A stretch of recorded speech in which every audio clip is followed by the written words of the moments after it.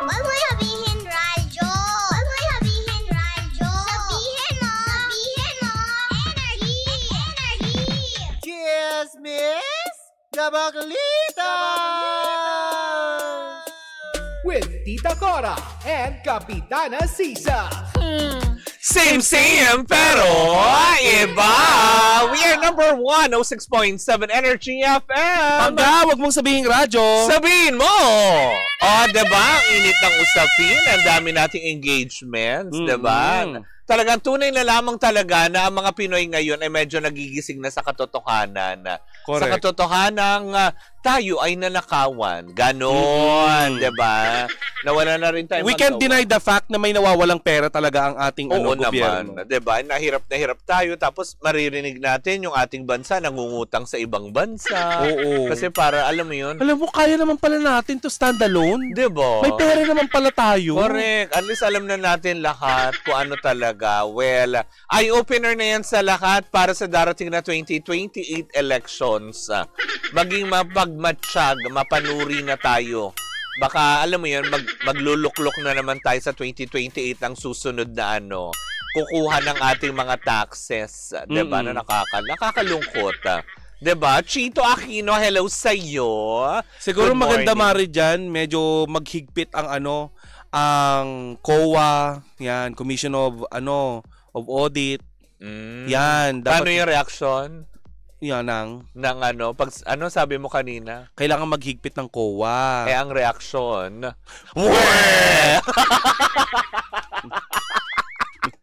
Diba? Yung COA, yan, yung mga yung mga BIR. Diba? Anong sabi ng ni Mr. Asimo sa BIR? Hiyong-hiyo naman ako sa'yo. Uy, di ba sa BIR nga, may mga chika-chika dyan ako. DPWH pa lang ang nasisili. Diba? Alam mo kung sino ang mas nakahinga-hinga ngayon? Sino? Yung mga taga Bureau of Customs. Oo. Uy, tapos na tayo. Sila na. Correct. Hindi, pwede pa yung Hindi, kasi, diba, nauna yung custom dati, diba, nagkaroon sila ng issue. Tapos after ng customs, diba, DepEd, nagkaroon, diba, DepEd. O ngayon, DPWH. Ano na kayo susunod? Medyo matitino kasi nakaupo ngayon. Oo, diba? Medyo nasilip ang ang DepEd dito nakaraan. Kailan kayo sisilipin yung PhilHealth? Bakit tinanggalan ng Bakit bigla nawala yun? Diba 13 billion din yun? Oo. Yung budget. Nawala, diba? Nakakaloka. Diba sinabi ng asawa ni Mayor, ni Governor V, na ilagay daw sa sa DPWH yata, sa pagpapagawa ng mga proyektong Skyway, mga ganon? Hindi na, uy! Para lalo maubos? Diba? Ngayon na nagkakanda booking-bookingan na ang dami ng kung ano-ano man na kahit sino ang iluklok sa bansa, lahat yan. Ay, talaga naman. Alam mo, depende siguro yan. Depende. Oo. Alam mo, kahit saan... Totoo ka dyan. Agree ako sa'yo doon. Depende talaga. Depende yan. Alam mo, kaya naglumalaban pa rin ng Pilipino. Alam mo kung bakit patuloy pa rin na namamayagpag ngayon ang balita tungkol sa flood control. Kasi hindi pa tayo nawawalan ng pag-asa na maibabalik ang mga pera natin at titino ang mga nakaupo sa ating sa ating gobyerno. Paano yung reaksyon? Maasa ba talaga tayo? Hindi ko na din alam, Mari. Minsan ang sarap din magbayad ng buwis talaga, kaso kailangan Oo, diba? Wala naman tayong choice, diba? Pero ngayon, at least alam na natin na every time babawasan ka ng buwis, ay nako, nanakawin na naman to. Mandated by the law. Diba? Loko-loko. Ninanakaw lang ng iba.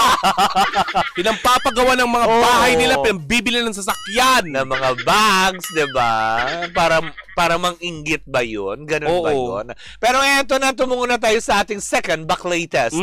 Diba? Hindi lang pigilan mismo ng may bahay na Congressman Arjo Atayde ang magbigay din ng kanyang saloobin matapos kasing paputukin kahapon. Ang pigsa? Ay, hindi. Ang Mount Mayon. Charot. O ang Taal. Nakasundo kayo dyan ni Mokauson. Ang Taal. Ililipat niya yan sa Mindanao. Na mura ang tawilis. Oo nga. Ang dami talagang issue. Yung mga Oh, sabongerong nawawala. Para natabunan na naman. Diba? Oh. So, eto na nga, na nakakaloka. Yun na nga, hindi na napigilan ni Maine Mendoza na mag-post siya kahapon sa kanyang social media account patungkol nga sa mga false allegation, ika nga, ng may bahay ni Mr. Arjo Atayde. Anong chika ni Maine Mendoza, Mare? Sabi ni Maine Mendoza, tumigil kayo. Ayan, basahin, Mare. Sabi ni Maine Mendoza sa kanyang post kahapon. With emotion. Eto lang. Teka lang muna. Those are baseless allegations. Please refrain from throwing hates and personal attacks at him, including me and our family, until facts comes out. I am with my husband in this. Wala siyang ginagawang masama sa loob. He has been doing his best to serve the people of his district in Quezon City since the beginning. I sincerely hope and pray that people who are truly responsible will be held accountable and that innocent individuals will be spared from this mess. Napaka-unfair. Anong sagot ni Mr. Asimo? Ano ba ako sa'yo? Si Asimo yun. Hindi, pero yun na nga. As in, talagang totoo naman ito. Siguro naiintindihan ko lang din naman sa aspeto. Yung part niya bilang misis. Bilang misis, diba? Pero syempre, ito ay lumabas kahapon bago kasi na mag-post itong si Congressman Arjo Atayde doon sa una nating ibinalita. Yes. Kaya tuloy ang mga tao patuloy na ng babash na dahil dito ayon sa mga netizen dahil nga sa ginawa ni Maine, lalo lang nabigyan ng pakahulugan ng ibang malisyoso na parang tinatawag nga siyang nepo wife. Oh, 'di ba? Na parang teka sandali, bakit guilty agad? 'Di ba? Kasi hindi pa nga naglalabas ang statement mismo yung pinangalanan eh. Ikaw nag-react ka na kaagad. Parang yun ang sinasabi ng mga netizens. Balibalita ako si Maine naman talaga mapalaban. Oo, kasi lalo pat alam niyan tama. Kasi nga syempre, unang-una, 'di ba? Gaya ng sinabi natin sa una nating ibinalita kanina, hindi mo mapagkakailan ang Atayde family, way back pa talaga, ay very well off na. 'Di ba? Syempre, sinamahan din niya ng sipag-tiyaga ni Sylvia Sanchez, 'di ba? Bilang artista ng halos ilang dekada na talagang veteranang actress na maituturing na hindi mo rin masasabi na, ay, teka, sandali, nabuhay ba sila sa pangungurakot, sa pagnanakaw? Hindi Kasi alam mo yun, siguro ginamit lang ng mag-asawa yung utak nila para magkaroon din sila ng mga negosyo. 'Di ba? Kasi may mga negosyo sila 'di ba? Na nila pinundar, dugot pawis nila at hindi nila kailangan umasa or magnakaw pa sa kaba ng bayan.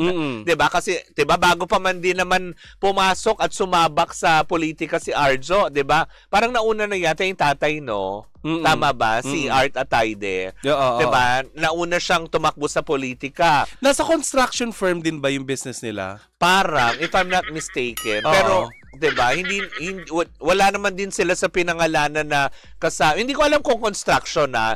Ayan, comment down below. Pero ang alam ko may mga series of negosyo sila way back pa. Kaya parang tipong dati pa, kahit hindi mag-artista si Arjo, si Ria, 'di ba? Na parang tipong teka sandali kaya nilang mabuhay ng tahimik. Tsaka never naman natin nakita na post ng mga lavish lifestyle, 'di ba? Lalong-lalo na itong magkapatid na ito na nakakalungkot isipin. Ang simple lang ng pamumuhay. Ang simple lang na buhay nila. Ngayon, sa aspeto naman ng pagko-comment ni Maine, yes, karapatan mo yan, Maine, bilang asawa. Dahil malamang kaya hindi nag-comment kaagad si Arjo Atayde na bigla din sa pagkakataon dahil hindi niya ine-expect na mababanggit ng diskaya ang kanyang pangalan at ng kanyang father-in-law. Pero ang chika kasi, Mare, syempre dahil nga public official si Kong Arjo, syempre kailangan mo mag-contemplate muna kung ano ang sasabihin mo. Kasi marami ang taong nakabantay sa mga gagawin mo. Kung magkamali ka lang ng isang salita dyan, diba? Katulad kay Maine, na una mag-post, diba? Pinalabas sa mga tao, ba't guilty? Ba't ikaw yung una nagre-react? Hindi mo na yung asawa mo, diba? Yaman din lamang na pag-uusapan natin si Maine kasi, Mare, dahil maraming kung may question, kung pati tong si Maine Mendoza ay nakikinabang daw doon sa sa hindi pa napapatunayan na aligasyon na na sila ay nakikinabang sa pera ng taong bayan. Mari minabuti natin na saliksikin kung ano bang kaperahan ang wealth nitong si Maine Mendoza. Para sa kaalaman po ng lahat, itong si Maine Mendoza ay kababayan ko dyan sa may Santa Maria, Bulacan. Diba well-off na family sila? Mari, meron sila mga fast food. Diba? At saka ang tatay niya engineer, ang nanay niya marami silang gasoline station. Diba? Mayaman na talaga sila. May pera sila, hindi nga niya kailangan mag-artista eh. Correct, diba? Kaya pansinin nyo, diba? Bihira siyang may project na tinatanggap kasi nga katulad niyan, happy na siya na nasa Itbulaga lang siya na noon time. Diba? Hindi nga gaya nung iba na left and right, may teleserye, may pelikula. Kung meron man, 'di ba? Kung meron man din mag-offer sa kanya, kung maganda siguro ang tema ng pelikula or project, maaaring tanggapin niya, 'di ba? Na nakakaloka. Pero yun na nga, as in, yun lang, parang nag-react lang kasi siya bilang asawa, natural yun. Pero sana lang, sabi nga na ibang mga netizen, hinayaan niya munang sumagot yung asawa niya kasi nasa public service naman talaga. Ipakita nga ulit natin yung sinabi niya. 'Di ba? Kasi si Miss Sylvia Sanchez hindi pa naglalabas ng Wala pa. Isa yung tatay niya, asawa niya mismo ang pinangalanan. Kasi eto kagad yung shinare ni Senyora diba? Na parang tipong, kasi diba, first 3 words pa lang niya, medyo alam mong may galit. Diba? Tsaka, gaya na sinasabi niya, diba, yung mga nambabash na agad after kasing sinabi yun, halos pinupupog na ng pambabash sila, Arjo, tapos nadadamay nga sila, diba? Siguro yun ang hindi maatim ni Maine. Makakapasok kaya si Maine ngayon sa sa Itbulaga? Oo naman. Kasi, syempre, kung professional naman din siya, hindi naman siya dawit siya. Bothered kaya siya ngayon? Maring kung ako, mababother ako dyan. Lalo na pinaparatangan ng asawa ko bilang magnanakaw. Yes, diba? Diba? Kahit paratang yan, mabigat yan na allegation. Correct, diba? Diba? Sabihan ka lang dyan, oy, kinuha mo ba yung ganito? Yung word kinuha pa lang, ha? What more ito? Yung nga lang pinaratangan ako na pinaglinis ko yung kung sino man. Hoy, hindi na natin yan aanuhin. Hindi mo na yung kating yan. Hindi! Na yan. Pag-usapan natin, hindi pa sila natatapos. Nagkaroon na ng linaw. Diba? Nalinaw na natin yan sa Congress. Pero yun na nga, balik tayo dito kay Maine Mendoza. No? Hindi rin naman natin may Alice Mare. Huwag natin tanggalin. Ito na naman sila, John. Porket mayaman, hindi na magnanakaw. Actually, may mga magnanakaw talaga na may mga magnanakaw talaga na mayayaman. Diba? Alam mo kung bakit? Kasi takot sila maghirap. Yung mga mayayaman, gusto pa nilang magpayaman para makasiguro. Na ma-secure ba nila yung future ng kanilang mga nepo babies. Pero wala ka namang peace of mind. Hindi kagaya natin na saktuhan lang. Ang sarap ng tulog natin sa gabi. Hindi rin mali, diba? Lalo na kapag walang kuryente, naputulan ka. Hindi, diba? Kasi naman tayo nagagawa natin, pag tayong mahihirap, diba? Na parang, kunwari, walang kuryente, nagagawa natin ng paraan kasi pwede kang tumambay sa labas ng bahay. Yes! Na nagiging, alam mo yun, imbis na yung pasakit, nagiging kasiyahan. Kasi, alam mo yun, normal na pag mataas ang bakod, maraming pera kasi may binabantayan. Diba? Kung mataas ang bakod, ibig sabihin, walang tiwala sa kapitbahay. Yun. Tapos ayaw i-share yung password ng wifi. Masasama ang ugali. Diba? Yung mga ganon. Alam mo dyan ko hinahangaan si Chang Ami. Tapos yung puno ng mangga na hindi naman nila itinanim, tumubo lang sa loob na, bakuran lang nila. Diba? Ayaw magpakuha sa tumawid kapitbahay. yung sanga ng mangga, kukunin nyo. Tapos pag kinagat kami ng aso, sasabihin nyo, hindi nangangagat yan. Umiirap lang yung aso namin. Wow. Sino kumagat sa akin? Umiirap yung aso. Umiirap yung aso? Paano? Yung kapitbahay ko. Sabi niya, gusto ko yun. Madam, hindi po nangangagat yung aso namin. Tapos nung pinuntahan ko, galit na galit. Umiirap.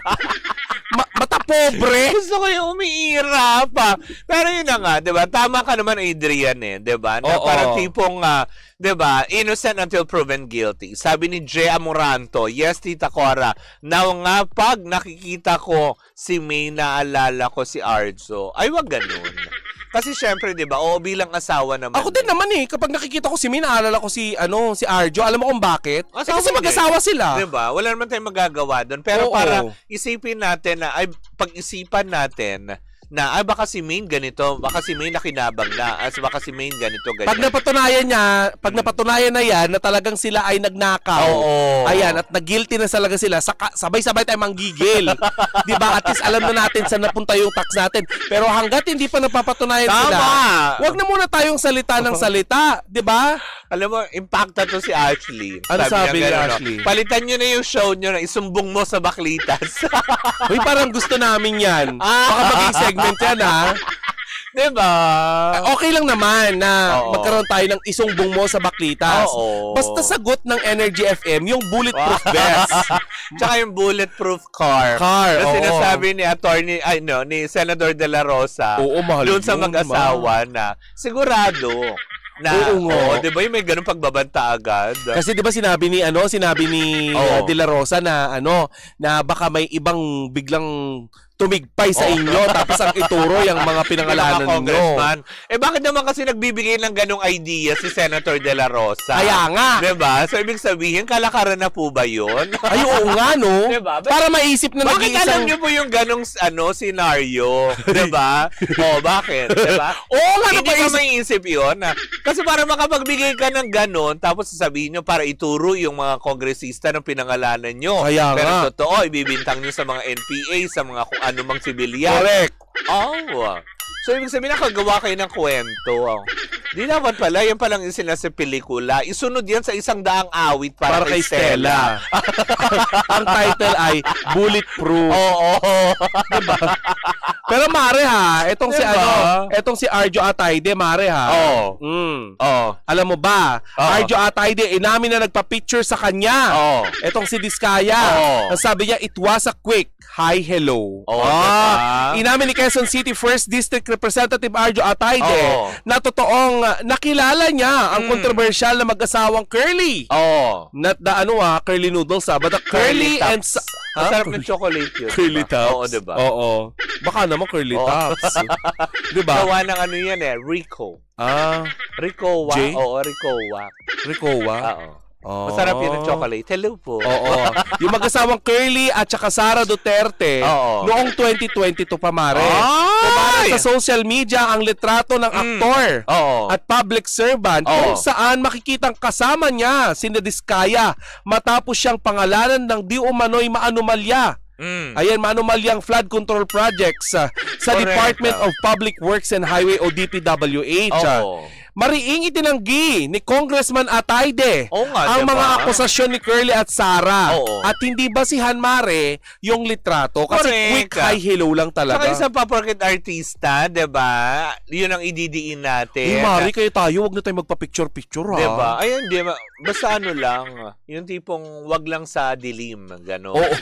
Wag lang ako na flashlightan. Basta ka ganun. Wag lang sa kaganyan. Pulis. Na-raid pala yung sinihan. Ano kasi ginagawa nyo eh. Tama po, Tita Cora, sabi ni Lolita. Tama po, Tita Cora. Saka na magsalita ng hindi maganda pag na-prove na guilty. Pero alam mo, mare, ang nalulungkot ngayon para kay Min, nalulungkot ngayon ang mga kumanta ng If We Hold On Together na Aldab fans. Huy, alam mo, may issue yan. Ano? Na parang tipong, ano ba yung sinasabi na kumakalat din sa internet? Nakita ko yan. Na alin? Na parang tipong, parang ginagawa daw ito para daw, alam mo yon, magising si Min na yung asawa daw niya, kaya na issue yung ganitong, alam mo yon, sa flood control projects. Para magkabalikan daw si Min at saka si Alden. Sis. Nakakaloka kayo. Anong kanta nila, mare? Yung, If we hold on together, I know our dreams will never die. Hindi talaga, as long as may nagbabayad ng buwis. Correct. Hindi the talaga dreams mamamatay. will continue. Yesterday, soaring high. Run free, mga magnanakaw. Ay, naku, sana may mapatunayan na talaga. Ay nako, sana nga, diba, may mangyari na naman dito sa mga pagdinig-dinig na ganito. Kasi yung ganito, nakita na nating lahat yan eh. Diba? Yung inusisa nyo, in-interrogate nyo. Nag-neck brace. Yes. Tapos pag ang ending, wala din. Tapos palalayain. may next topic na naman kayo. Oo. Diba? Yung mga gano'n. May next pasabog kayo. Sana lang talaga. Sana lang. Diba? Eh, Pero, eto, Mare. gaya nga na sinabi ni Maine kanina, diba? Sabi niya, ang dapat totoong maparusahan dyan, yung totoong mga nagkakasala. Yes. Hindi yung mga nadadamay lamang. Yes. Dahil sa kapalpakan ng... Parang nangyayari sa buong kapulisan, Mare. Yes. May isang loko-lokong pulis, diba? Siyempre, nakita naka-uniforme. Yes. Isang tao lang mag-react dyan, kakalat yan chismis. Yes. Ang tingin na, ganyan kayo mga pulis. Pero Pati sa bakla. Pero ang totoo, isa lang yun ang walang hiya sa kanya. Pero nadamay yung ibang matitino. Correct. Tama ka din dyan, sa bakla lang, diba? Ganyan talaga kayo mga bakla, salot, diba? Correct. Wala kayong ibang Magpresyo ka lang ng 150, tingin nila 150 na tayong lahat. 500 ako. Ako motor. Ang baba ng 150, meron mo ba 150? Meron siguro yung may mga impaysima diba? na lalaki. Pero naranasan ko lang din yan sa sa probinsya, 2 balot ng pansit canton. Ah, talaga? Oo. Ako meron din. Dati. Pangyosi lang. Diba? Pero natakot ako nung umubo may dugo. Inakukuha mo, palyado. Oo. Sabi ko, wag ka na, pa-check up ka muna, B. Yung pala, TB babe pala. Diba? Alam mo, dapat ang isabatas talaga nila, alam mo yun, na hindi magtaas ang presyo ng lalaki. Yun lang yun. Dito lang kayo. Ibaba ang presyo ng lalaki. Gano? Walang babanggitin. Ang mga urban magagalit. Dapat ganyan. Diba? Ibaba nyo ang presyo ng mga merlat, ng mga otoko. Ay, wag taasan nyo yung mga merlat. Maraming sinisirang pamilya. Eh, hindi naman. Bakit? Ang mga lalaki din naman marami ding sinisira. Kapag buy now, tapos gay later. Pero hindi lahat, diba? Ay, pero back to hindi lahat ng otoko malalaki. Diba? Ay, naku! Huwag yung pag-usapan natin, pumping station na yan eh. Bakit? Related sa flood control. Pinaulanan. Yes, bakit? Na umaatik buong... Diba? Bang bang! Oo. Saya kaya nun. Diba? Ay, nako. Yung kayo maging team ko sa party ko next year. Bang bang. Oo. Yung may music lang. Bebe, bebe, bang, bang. Bebe, bebe, bang, bang. Bang bang. Bang bang. Ingatan ng inyong bang bang. Bang bang. Ito yung tinaano namin bang bang, ha? Diba? Anyways, ayan na. Diba? Para hindi tayo masyado maging seryoso. Oo, last na babayaran. Ano babayaran? Babasahin natin komento ni Adel Mare. Oo. Ano sabi ni Adel? Ha, ha, ha. Yun lang. Kala mo pagbibigyan namin ng buyan, ha? Pag Haba. mahaba ang comment, yun lang binasa natin, isang Sabi word niya, lang. ganyan din ang nabasa ko, mga Alden fans. Hindi pa rin makamove on. Umaasa magkakabalikan sina Alden at Maine. Fake news yan masyado. Totoo naman. Happily married na si Maine eh. Kaya nga tingin mo ngayon, pinaglalaban niya yung asawa. Gawa kayo ng kwento pa, yung mga imposible, kagaya ng alimbawa, yung pamilya Ataydi, meron silang spaceship, mga ganon. Puro kayo mga fake news. Bang bang. Bang bang. Bang bang. Bebe bebe bang bang. Bang bang. Bang bang. Ingatan ng inyong bang bang. Bang bang. Anyways, ako yan mo muna ang ating chikangana na Tuesday morning. Muli po ako po si Kapitana Sisa. At ako naman po si Tita Cora. And we are still same pero iba. Tuloy-tuloy pa rin po ang ating tugtugan. Siyempre, dito po lamang yan sa number 106.7 Energy FM. Pangga, wag mong sabihin radyo. Sabihin mo!